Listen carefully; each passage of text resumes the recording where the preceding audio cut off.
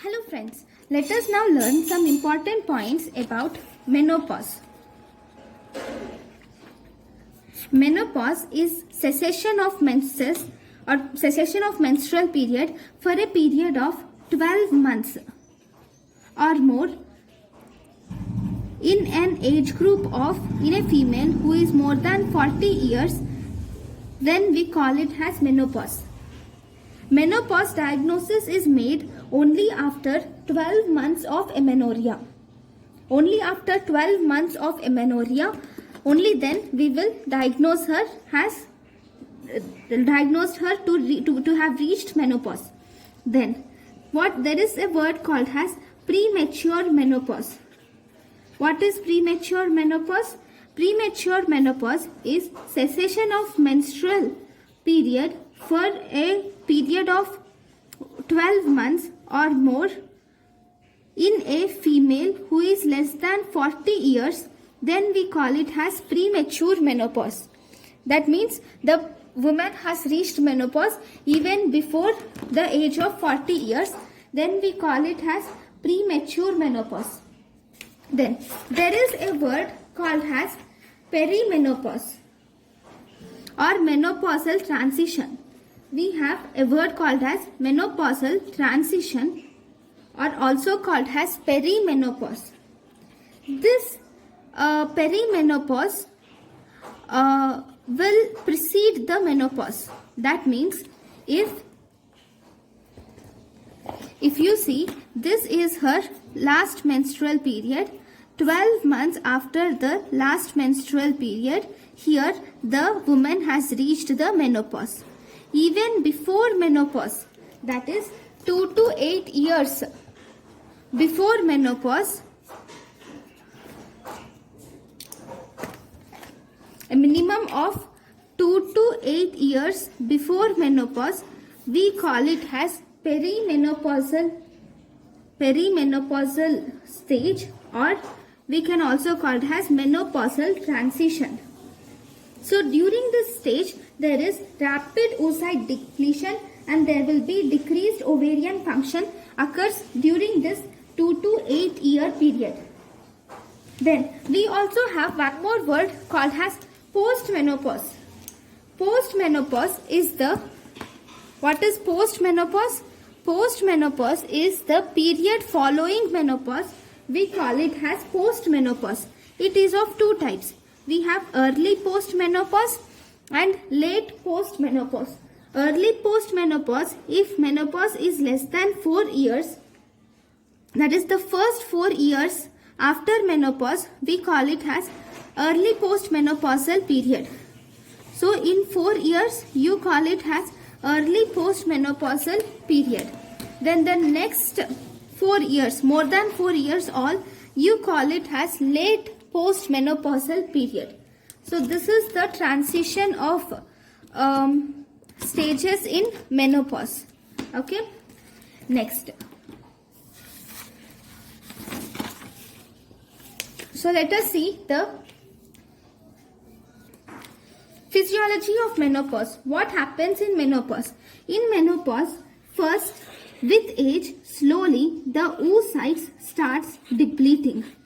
Oocytes starts depleting with age. Once there is depleting of oocyte, this will decrease the estrogen and it will also decrease the inhibin. Okay. First, because of decreased estrogen is necessary for, what is the use of estrogen? One, it is necessary for bones, right? So this decreased estrogen decreases the bone mass and predisposes the woman to osteoporosis. Then this decreased estrogen will inhibit FSH. Normally estrogen will inhibit FSH. Okay, but because of this decreased estrogen, this inhibition of FSH is lost, and because of that there is increased FSH is seen in these patients. Because of this increased FSH, in these patients, this FSH is excreted in the urine, and this FSH is used for obtaining human menopausal gonadotropin. Okay, FSH is excreted in the urine, and this urine is the basis for obtaining human menopausal gonadotropin. Fine. Then, because of depleting of oocytes, there is no ovulation. Right? Whenever there is no ovulation, this will decrease the progesterone. Right? Because progesterone occurs after ovulation. Rise of progesterone occurs after ovulation. But now, because of absence of ovulation, there is decreased progesterone. And absence of ovulation also presents as amenorrhea. Right. Now, we have seen this is the pathophysiology of how menopause occurs. Now, let us see the diagnostic criteria. These are important. The diagnostic criteria of menopause include: first, there is cessation of menstruation. There is amenorrhea or cessation of menstruation. Then, if you see the vaginal cytology in a menopausal woman will be 100-0-0. Then, if you see serum estradiol will be less than 20 picogram per ml. And if you measure serum FSH and LH will be more than 40 milli-international unit per ml. And there will be appearance of symptoms. All these are the diagnostic criteria for menopause. But actually in daily life, we do not look at these diagnostic criteria. First and foremost, we look at cessation of menstruation for more than 1 year, and if she has some menopausal symptoms, then we diagnose her as menopause. But fulfilling these criteria is important. Next, what are the symptoms? What symptoms do you see in a menopause? In a menopausal woman, how are you going to treat it? The first symptom is we see vasomotor symptoms. Vasomotor symptoms include there will be hot flushes. Hot flushes are acute sensation of heat and skin changes. This is mainly mediated by noradrenaline and serotonin. Here, in these patients, there will be increased core body temperature occurs due to these hot flushes. Then, how are you going to treat these hot flushes? The treatment for this hot flushes is you give estrogen therapy. You can give hormone therapy, that is estrogen therapy can be given for these hot flushes. Okay, next. Estrogen therapy can be given, which is most effective. You can also give combined estrogen and progesterone therapy can be given, or progestin therapy can also be given in these patients. Next, second symptom. Along with hot flushes, you see symptoms like sweating, palpitations are also seen. Then, the most important symptom, the other symptoms are there will be mood changes. Especially, there will be mood changes like depression or anxiety or irritability can occur. Slowly, the woman experiences tiredness, lack of motivation and poor concentration also. Then, there will be something called as senile vaginitis occurs. What is this senile vaginitis? Due to decreased estrogen, normally estrogen produces mucus estrogen is responsible for mucus production in vagina. But here, due to decreased estrogen, this will cause dry vagina. So this dry vagina, we call it as senile vaginitis. And because of this dry vagina the patient also has decreased dyspareunia. The patient might have dyspareunia because of this. Then there is decreased androgens are also noted, and these decreased androgens will decrease libido also. These are the immediate effects which you see due to estrogen, and slowly decreased estrogen. Slowly decreased estrogen also causes thinning of vaginal mucosa. If you see in the vagina, we have it is lined by stratified squamous epithelium. Normally this is stratified squamous epithelium, but in senile vaginitis there occurs thinning of this stratified squamous epithelium, and this also results in decreased secretions of vaginal glands. And because of dryness, because there is decreased secretion of vaginal glands and thinning of vaginal mucosa, this will increase the pH of vagina. Normally, in women of reproductive age group, they have decreased less pH of vagina, but in menopausal age group, pH of vagina increases. Then these are intermediate effects. Then if you see, the long-term effects of menopause is mainly the osteoporosis is seen. So in the osteoporosis,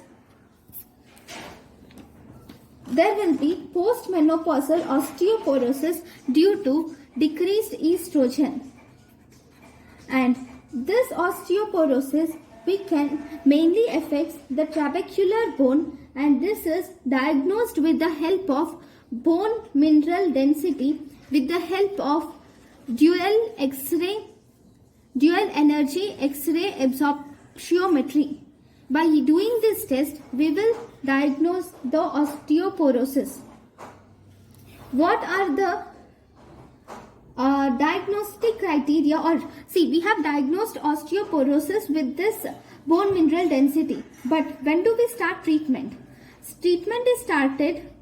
Treatment of osteoporosis can be, we can give calcium, or we can start her on bisphosphonates. Okay, we can give vitamin D also.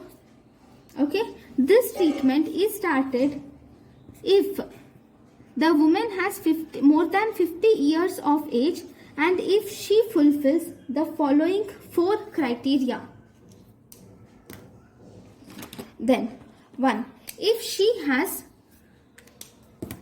the history of vertebral or hip fracture, if she has history of vertebral or hip fracture, or if T-score is less than or equal to -2.4 at femoral neck or spine, if T-score is between -1 to -2.5 at femoral neck or spine, then if along with T-score being -2 to -2.5 at femoral neck or spine, the 10-year hip fracture risk should be more than 3%. Then you will start her on treatment. And if 10-year osteoporotic related fracture risk or probability is more than 20%, then you will start her on treatment. So we said it is T-score should be less than -2.4. Then what is 2.5? Then what is the normal T-score? Normal T-score, we call it normal T-score when the T-score is more than -1.0. Then if T-score is between -1 to -2.5, then we call it as osteopenia. If the T-score is less than -2.5, then we call it as osteoporosis. Though you do not remember these, at least you should remember this. And if there is osteoporosis, that is if T-score is less than minus 2.5, then you should start her on treatment. And if the T-score is between minus 1 to minus 2.5, and if she has osteopenia, even then you will start her on treatment if there is increased risk of 10-year hip fracture risk is increased to more than 3%, then you will start her on treatment. Right? Next. Fine. There are other risk factors for menopause also.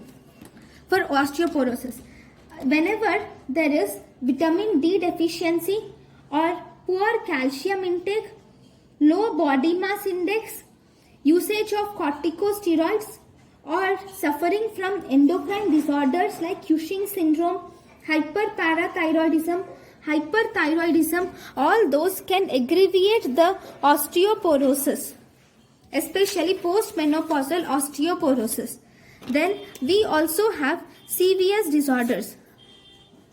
In the CVS disorders, in menopause, actually if you see, estrogen has protective effect on the heart. It will decrease the low density lipoproteins and increase the high density lipoproteins. It decreases total cholesterol. But during menopause, because of decreased estrogen, all these effects are lost. So in menopause, there is increased LDL, decreased HDL, and increased total cholesterol. So all these will result in increased coronary artery disease or cardiovascular heart diseases are increased because of this. Estrogen is also essential for normal neuronal growth. So there is onset of dementia can occur due to estrogen. So all these are the side effects of estrogen. All these are the symptoms of menopause due to decreased estrogen. Now, what are you going to do when a patient with menopause comes to you?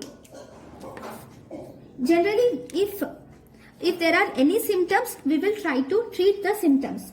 But in some patients, we do serum FSH estimation. What are the indications of serum FSH estimation? Serum FSH or serum follicle stimulating hormone is estimated if there is premature menopause, or if there is premature menopause, or if menopause occurs at younger age, or if there are any atypical symptoms. Then we will have to see serum FSH. Then if there is history of post hysterectomy and we have to confirm the menopause, in such cases we can do serum FSH.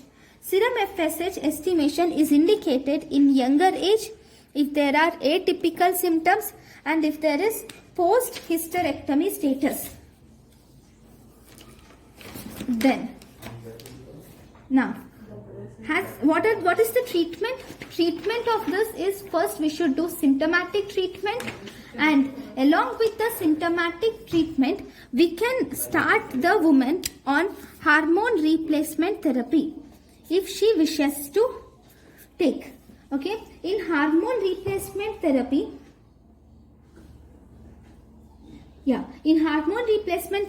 we give estrogen formulations and progesterone formulations.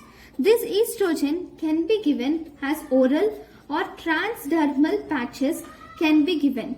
And along with estrogen, we should always combine with progesterone, because if you give estrogen alone, then that increases the risk factor for endometrial diseases, especially endometrial cancer.